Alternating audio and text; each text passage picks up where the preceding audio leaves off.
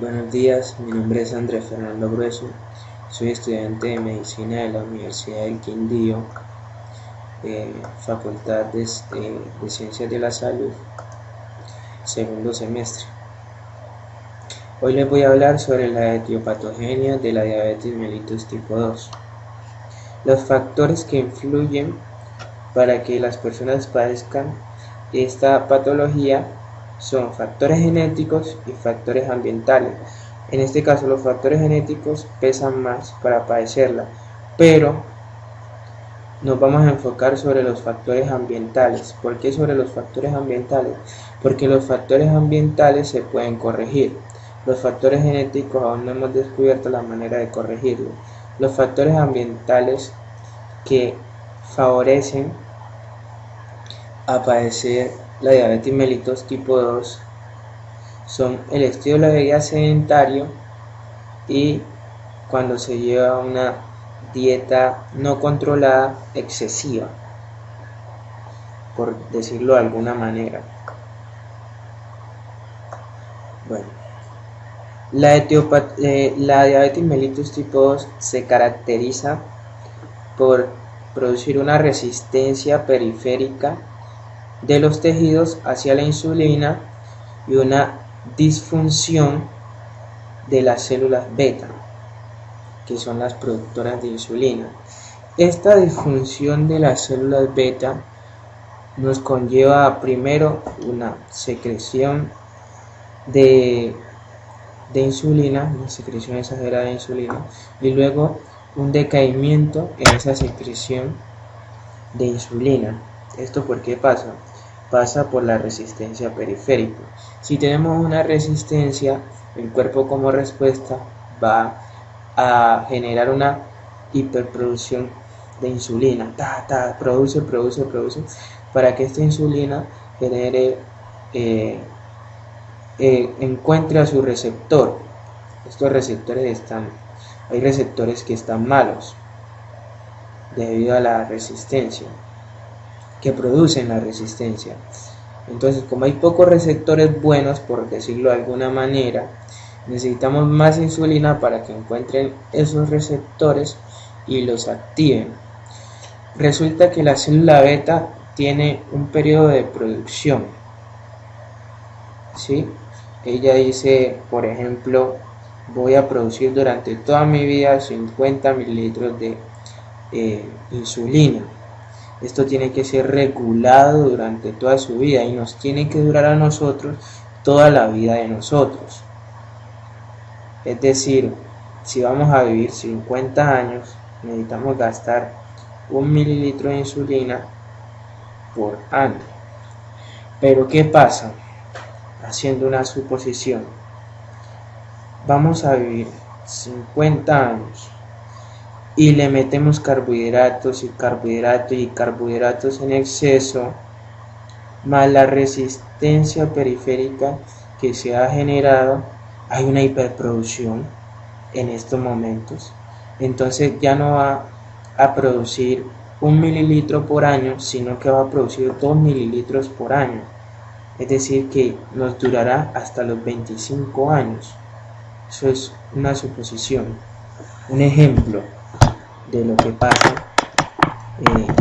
exagerado de lo que pasa con la célula beta. Entonces, cuando ya ella secreta los 50 mililitros de insulina, entonces se va a generar su apoptosis. Ya no sirve para nada esta célula. ¿Qué hace en el cuerpo de nosotros? No, se muere, porque ya no la necesitamos, ya no nos está produciendo nada, se muere. Entonces hay una disfunción de células beta. Ahora, con la resistencia periférica de los tejidos hacia la insulina pasa lo siguiente: se da por alteraciones de las vías de señalización de la insulina. Estas alteraciones entre estas alteraciones tenemos el descenso de la fosforilación y actividad de la tirosinquinasa en los receptores de insulina. ¿Esto qué quiere decir? Que por más que la insulina esté, los receptores están dañados y no se activan con la insulina. La insulina no es capaz de activar. hay una regulación a la baja del receptor de insulina. Se puede dar por una regulación a la baja del receptor de insulina. ¿Qué quiere decir una regulación a la baja? Que los receptores de insulina, debido a nuestra dieta, tienen una resistencia en cuanto a que se esconden, por decirlo de alguna manera. Es como utilizando una metáfora, las personas que consumen alucinógenos siempre tienen que consumir dosis más fuertes porque los receptores se esconden, los receptores de estos alucinógenos se esconden. Entonces nosotros que estamos comiendo carbohidratos, glucosa en excesivas cantidades, los receptores que hacen se van escondiendo,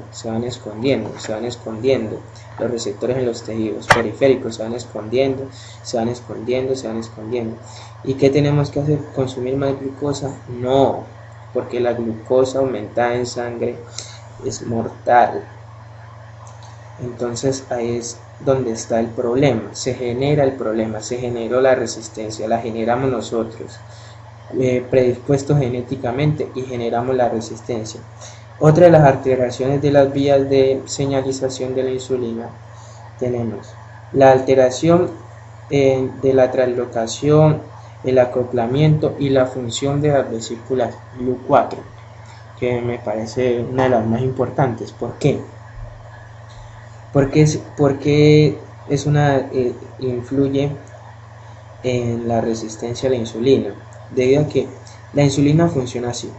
Ella activa a sus receptores de insulina, y estos receptores de insulina activan a las vesículas de GLU4, que a la final son quienes van a entrar la glucosa a la célula.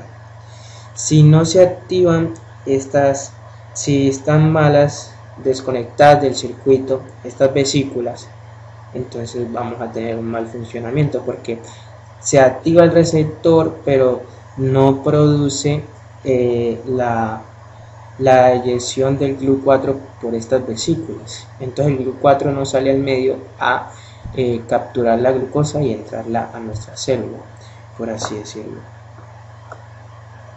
Entonces tenemos que los posibles responsables del descenso de la sensibilidad están los factores genéticos y la obesidad, que ya lo habíamos mencionado anteriormente, como factores genéticos y la dieta. Cuando tenemos una obesidad, ¿por qué se da la resistencia de los tejidos a la insulina? La relación de obesidad-resistencia está en lo siguiente: el aumento de los ácidos grasos libres. Cuando se aumenta la dieta en carbohidratos, en lípidos, se aumenta los ácidos grasos libres. Estos ácidos grasos libres tienen una relación inversamente proporcional entre ácidos grasos libres y sensibilidad a la insulina. Entonces, a mayor cantidad de ácidos grasos libres, tenemos menor sensibilidad a la insulina. Después tenemos la disminución de las adipocinas.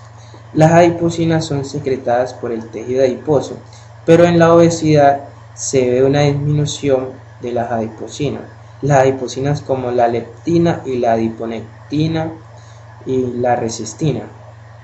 Entonces, estas son importantes. ¿Por qué? Porque, por ejemplo, la leptina es secretada y nos da la sensación de llenura, saciedad. Entonces, en las personas obesas no hay esa sensación de llenura, de saciedad, ¿sí? O necesita grandes cantidades para generar una sensación de llenura, porque hay reducción en la leptina.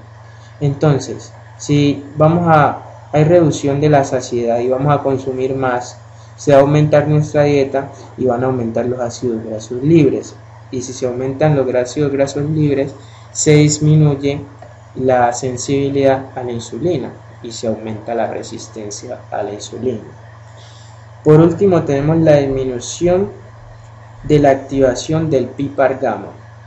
El PPAR gamma es un receptor que nos va a generar lo siguiente: nos va a generar un aumento de las adipocinas y una disminución de los ácidos grasos libres. Entonces, si no los tenemos activados, obviamente va a haber una disminución de las adipocinas, va a pasar lo contrario, disminución de las adipocinas y aumento de los ácidos grasos libres, que nos va a generar por consiguiente una obesidad y una resistencia a la insulina, y caeríamos en lo que se denomina diabetes mellitus tipo 2. Es de importancia recordar que la diabetes mellitus afecta a muchas personas a nuestro alrededor, y que el 5% del presupuesto de protección social y sanidad es destinado a el tratamiento de diabetes mellitus. Entre el 80 y el 90% de todas las diabetes mellitus son de tipo 2. Entonces, si logramos reducir las personas con diabetes mellitus tipo 2, nos indicaría una baja en el presupuesto, nos indicaría que estaríamos bajando la cantidad, el porcentaje de este presupuesto dedicado a la diabetes mellitus, y se invertiría en otras cosas. Además, el 4% de este presupuesto es destinado a las personas con falla renal y el 1% a las personas con hipertensión. Entonces tenemos que otro 5%, porque recordemos que la diabetes causa falla renal, a largo plazo va a causar falla renal por daño de la microvasculatura, y va a causar hipertensión por daño de la macrovasculatura, que son los daños principales de esta enfermedad, como la diabetes. Entonces, si logramos reducir el número de personas que van a padecer esta enfermedad, logrando cambiar el estilo de vida de estas personas, vamos a reducir los gastos que nos generan para la sociedad esta enfermedad. Vivamos felices y controlemos nuestra ansiedad. Muchas gracias.